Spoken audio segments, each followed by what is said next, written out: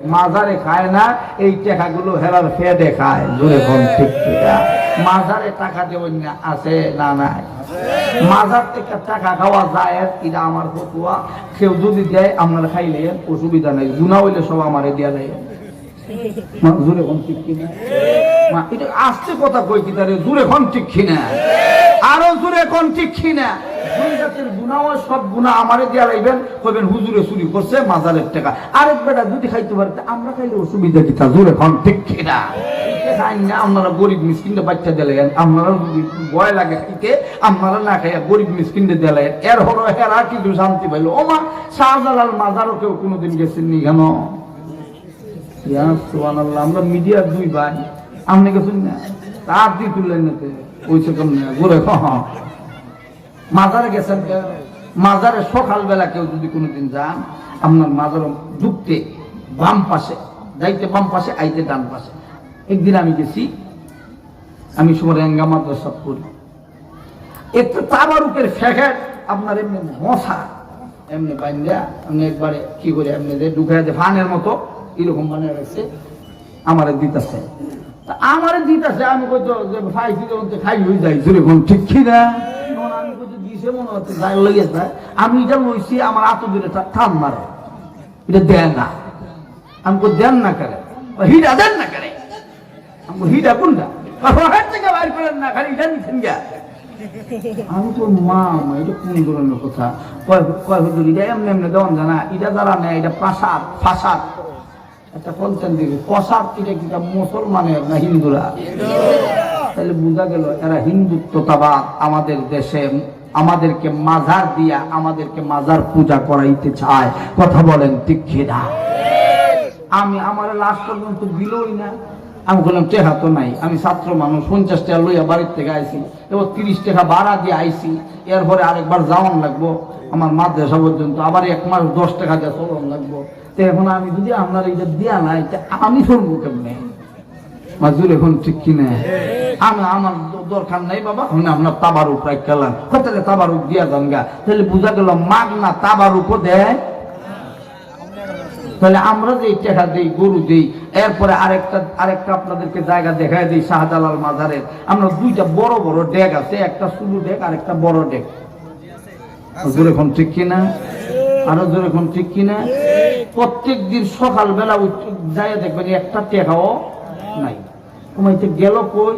শাহজালাল মাজার থেকে উঠছে কিনা শাহজালাল বাবা ইয়া নিলা কিনা তা আল্লাহ জানে। এটা গেল কই? সংস্কারের কাজে লাগে। আরে বেটা, সংস্কারের কাজে লাগানোর জন্য তোমরা ট্যাক্সই দিই। জোরে কোন ঠিক কিনা?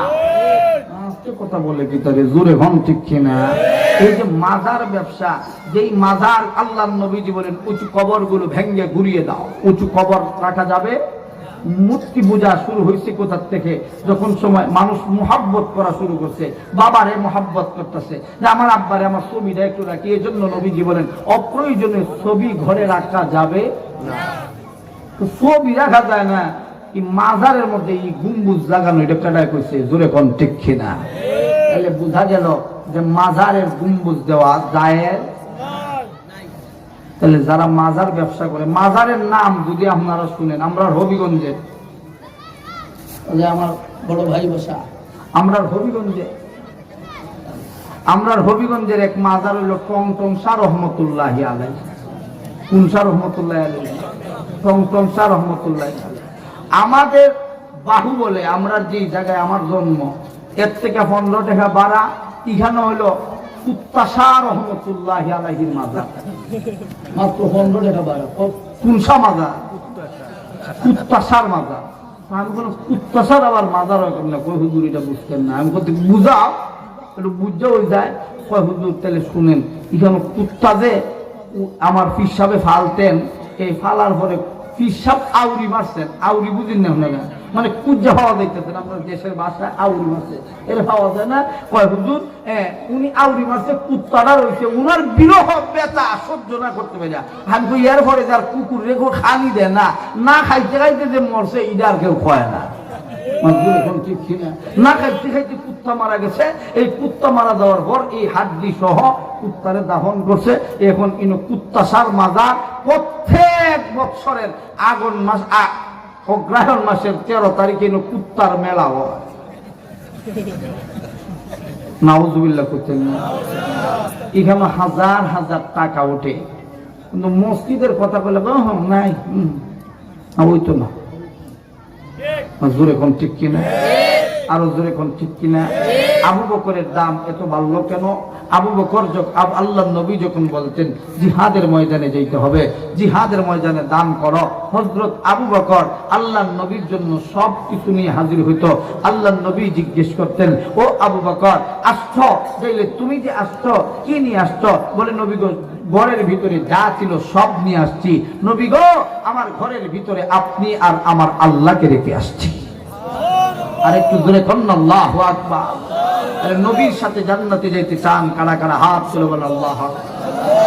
আর জোরে বলেন আল্লাহু আকবার। নবীর কাজ হলো মসজিদে নববী বানানো। নবীজি মসজিদে নববী বানাইছেন কি বানানো? এক কথা বলেন, ইব্রাহিম পয়গম্বর আলাইহিস সালাতু ওয়াস সালাম বাইতুল্লাহকে আল্লাহ তাআলা ইব্রাহিম পয়গম্বরের মাধ্যমে আল্লাহ তাআলা নির্মাণ করাইলেন। মুসলমান যুবক ভাই, এই মসজিদের শাখা হলো আল হেলাল জামে মসজিদ। এই মসজিদের কাজ চলতেছে, এই মসজিদের কাজ হোক। আপনারা চান না? কারা কারা হাত তোলেন? চান কারা কারা হাত তোলেন? বলেন আল্লাহু আকবার। এই মসজিদের কাজ যদি হইতে হয় তাহলে আমাদেরকে কাজ করা লাগবে। কথা বলেন ঠিক কিনা? এই মসজিদের কাজের জন্য কোন ভাই আছেন যে হুজুর